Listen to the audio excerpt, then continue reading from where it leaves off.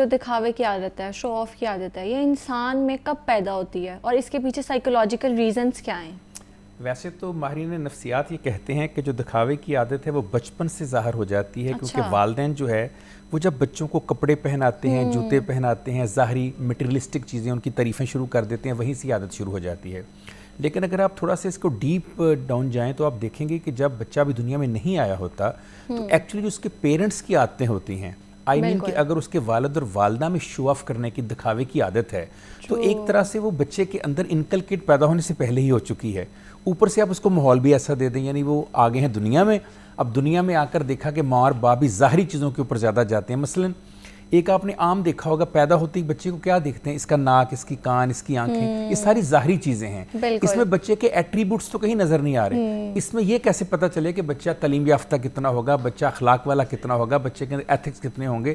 تو وہ جو ایک اندرونی ایٹریبیوٹس یا کریکٹرسٹکس ہوتے ہیں، ان خصوصیات کے اوپر کلر کو بھی بڑا جج کرتے ہیں۔ جی بالکل، کلر کو جج کرتے ہیں۔ چھوٹے چھوٹے مطلب اعضاء کا وہ عالم کہ بھی ناک تک نہیں چھوڑتے، یہ پھپھی پہ ہے، یہ کان اس پہ ہیں، فلاں اس پہ ہیں، ہونٹ اس پہ ہیں، اچھا دانت نکلنے شروع ہو جائے اس پہ شروع ہو جاتے ہیں، دانت ایسے ہیں، ایسے کیوں ہیں، ہاتھوں کا ایسے سائز کیوں ہے، کان باہر کو نکلے ہوئے کو بڑے کیوں ہیں، چھوٹے کیوں ہیں، یہ ساری چیزیں ظاہری ہیں۔ جب آپ بچپن سے انوائرمنٹ ہی بچے کو وہ دیں گے اور پھر بچہ سوسائٹی میں بھی یہی کچھ دیکھے گا کہ رنگت کی بنیاد پر، شکل کی بنیاد پر، کپڑوں کی بنیاد پر، یا جو چیز پہننے والی اس کی بنیاد پر، یا ظاہری کار کی بنیاد پر، موٹر سائیکل، اب موبائل کی بنیاد پر، یعنی لوگ باقاعدہ کہتے ہیں کہ جی آپ کا موبائل تو بڑا سستا لگ رہا ہے، آپ کا موبائل بڑا مہنگا لگ رہا ہے۔ اور یہ ظاہری چیزیں بچپن سے ہی بچپن کے اندر شروع ہو جاتی ہیں، پھر یہ وقت کے ساتھ پختہ ہوتی جاتی ہیں۔ جب آپ اسکول میں جاتے ہیں، ہائی اسکول میں جاتے ہیں، یونیورسٹیوں میں جاتے ہیں، تو ایک جیسے میں نے کہا پیدائش سے پہلے، پھر پیدائش کے بعد کا ماحول، پھر بعد کا ماحول، تو وہ جو ظاہری دکھنے کی چیزیں ہیں نا وہ آپ کی پرسنالٹی کا حصہ بن جاتی ہیں۔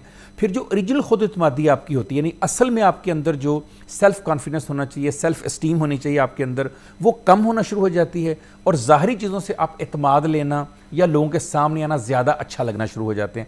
آپ کا یہ خیال ہوتا ہے کہ جب میں اچھا لباس، اچھے جوتے، اچھی چیز پہن کر جاؤں گا تو شاید اس کی وجہ سے میرے تمام جو عیب ہیں، جو کمیاں ہیں میری، جو ڈیفی، وہ چھپ جائیں گی، جبکہ ایٹریبیوٹس جو ہوتے ہیں وہ ہمیشہ ظاہر ہوتے ہیں، آپ کے لباس میں نہیں چھپتے۔ بالکل ایسے ہی ہے۔ آگے چل کے میں آپ کو بتاؤں گا، بلکہ ابھی آپ اگر کہیں تو میں آپ کو بتا دیتا ہوں۔ سقراط کسی جگہ بیٹھا ہوا تھا، دیکھنا چاہیے نا رول ماڈل کیا کرتے رہے ایسے موقع پہ۔ سقراط کسی جگہ بیٹھا ہوا تھا تو ایک صاحب اس کے پاس آئے، انہوں نے بڑا زرق برق لباس پہنا ہوا تھا، بڑا خوبصورت، اس نے سر کے اوپر تاج پہنا ہوا تھا، پاؤں میں اس نے ہیرے والی جوتے پہنے ہوئے تھے، اور لگ رہا تھا جیسے کوئی بادشاہ شہزادہ ہو۔ اس کا خیال تھا میں جاؤں گا، مجھے دیکھ کے سقراط تو پریشان ہو جائے گا، کھڑا ہو جائے گا، سلام کر، جیسے ظاہری ہمارا ٹاپک ہے۔ تو سقراط نے ایک جملہ بولا جو تاریخ میں کہا جاتا ہے بہترین جملہ ایٹریبیوٹس کے حوالے۔ اس نے کہا، جناب کچھ بولیے کہ آپ پہچانے جائیں، یعنی آپ کی پہچان لباس میں اور جوتوں میں نہیں، یا تاج میں نہیں، آپ کی پہچان ہے کہ آپ بولتے، کمیونیکیشن کیا ہے آپ کی، اس کو ہم نے پیچھے کر دیا۔ کتنے پیرنٹس یا کتنے سکول ہیں جو بچوں کو کمیونیکیشن سکل سکھاتے ہیں، صرف ظاہری دکھاوا ہم سکھاتے ہیں بچوں کو، اچھا بیگ لے دیں، اچھی بکس لے دیں، اچھی ٹیب لے دیں، اچھا لیپ ٹاپ لے دیں، اچھا موبائل لے دیں، بچے کو بڑے سے بڑا گھر لے دیں، بچے کو ظاہری چیزیں دکھا دیں، پھر بچہ وہی دنیا میں وہی چیزیں پسند کرے گا جو اس نے بچپن سے ویلیڈیٹ ہوتی دیکھی ہیں، جن کی تعریفیں ہوتی دیکھی ہیں، پھر ایٹریبیوٹس کی طرف تو نہیں ہو جائے گا کبھی۔ بالکل کاشف صاحب صحیح کہا، اور میں نے کہیں پہ پڑھا تھا جب انسان کے پاس کچھ نہ ہو نا اس کے کردار میں، شخصیت میں، جس کو وہ پراؤڈلی بول سکے، تو وہ پھر یہ کاسٹ پہ، گاڑیوں پہ، گھر پہ، اس پہ شو آف کرنے لگ جاتا ہے، وہ اندر سے اتنا کھوکھلا ہوتا ہے۔ بہت اچھی بات آپ نے کی، اس کو ہم کہتے ہیں سائیکولوجیکل ماسک۔ ایک ورڈ ہے جو روزانہ آپ استعمال کرتے ہیں کہ پرسنالٹی۔ کبھی آپ نے پڑھا ہے کہ پرسنالٹی کا مطلب کیا ہے؟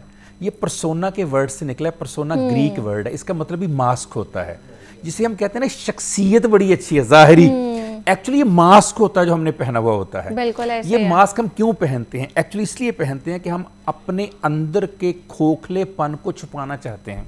اندر ویکیوم ہے میرے اندر، جیسے ابھی آپ نے بڑی اچھی بات کی کہ میرے اندر خوبی کوئی نہیں ہے، ایٹریبیوٹ کوئی نہیں ہے، اب میں کیا دکھاؤں؟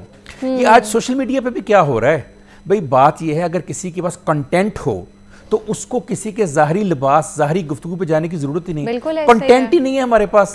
جب کنٹینٹ سے مقابلہ نہیں کر سکتے، سوال اور جواب سے مقابلہ نہیں کر سکتے، ہم کیا کہیں گے؟ یہ دیکھو یہ اینکر بیٹھی ہے، رمضان نشریات کری، سر پہ دوپٹہ ہی نہیں لیا ہوا، یہ میک اپ کر کے بیٹھی ہوئی ہے، اس کو خیال ہی کوئی نہیں آ رہا، ساتھ عالم بھی بیٹھے ہوئے ہیں، سر ماہر نفس وہ بھی ان کو بتا رہے، یعنی اب نیچے کمنٹس پڑھیں۔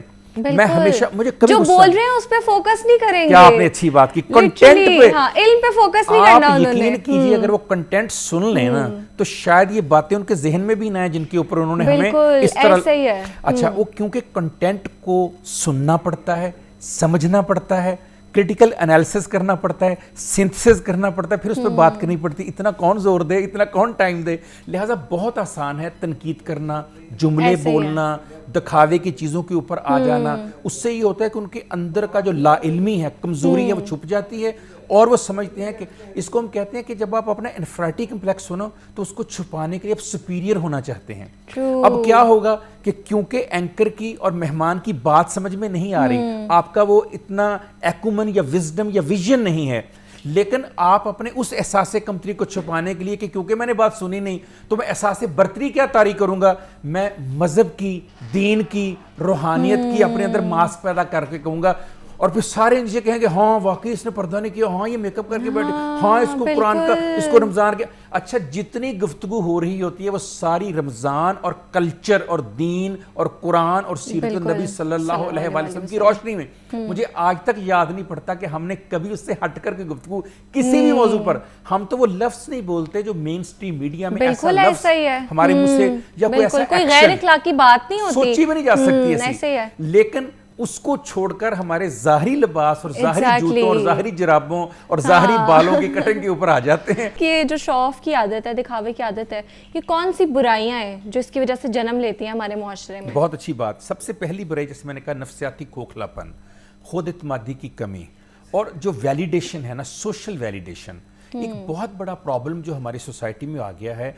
हम बच्चे को सेल्फ वैलिडेशन नहीं सिखाते, यानी हम बच्चे को ये नहीं कहते कि बेटे आपके ज़मीर को, सेल्फ वैलिडेशन कौन सी चीज़ करती है, वो करती है आपका ज़मीर। यानी मुझे मेरा अंदर बताया काशिफ आपने क्या पहनना है, क्या बात करनी है, और मैं ज़मीर मेरा कट के सोसाइटी या कल्चर या रूहानियत या मज़हब से नहीं बात कर सकता। अच्छा, अब होता क्या है कि वो लोग जो बात करते हैं, जो गुफ्तगू करते हैं, उनके अंदर ये चीज़ें होती नहीं है, वो कट ऑफ होकर बात कर रहे होते हैं। उसके बाद ये है कि वो लोग जिनके अंदर कोई ज़ाहरी खूबी नहीं होती, वो इसके अंदर ज़्यादा ट्रैप होते हैं। अनएजुकेटेड लोग, इलिटरेट लोग, जिनका नॉलेज नहीं होता, इल्म नहीं होता, फिर वो लोग जो बहुत जल्दी दूसरों की बातों में आ जाते हैं, वो बहुत जल्दी मादियत प्रस्त, जिनके लिए ज़ाहरी हुस्न, जिनके लिए ज़ाहरी चीज़ें बड़ी इंपॉर्टेंट हैं, वो इसके बहुत जल्दी आदी हो जाते हैं। वो लोग जिन्होंने किसी अच्छी जगह से तरबियत नहीं ली होती। मैं हमेशा कहता हूँ कि इसमें वालिदैन, असातिज़ा, आपका मस्जिद, आपका मदरसा, आपकी माँ और मीडिया, जिसको आप रोजाना जो रील्स आप देखते हैं उनके बड़े असरात होते हैं। सोशल मीडिया का बहुत बड़ा रोल है, इतना बड़ा रोल है कि हम एडिटेड वर्जन ऑफ लाइफ को पसंद करने लग गए हैं। ओरिजिनल वर्जन ऑफ लाइफ जो कहीं पीछे रह गया। आपने फ़ोन की बात की है, अब मैं समझती हूँ, मेरे से आप डिसएग्री कर सकते हैं कि जब तक मेरा फ़ोन ख़राब नहीं हुआ ना, या उसमें कोई मसला नहीं है, तो मैं नया नहीं लूँगी। लेकिन जो एक पेयर प्रेशर है, सोसाइटी का प्रेशर है, जैसे नया मॉडल आया एक सर्टेन कंपनी का, आपने फ़ौरन जाके खरीदना है, वरना पता नहीं सोसाइटी आपको एक्सेप्ट ही नहीं करेगी। ये जो मेरे पास मोबाइल है ये 6 साल पुराना है, तो आप यकीन करें बिल्कुल आपकी बात 100% ठीक है। जो भी मेरा मोबाइल है तो पहली बात वही करता हूँ अभी आपने की, डॉक्टर साहब ये जो रखा मोबाइल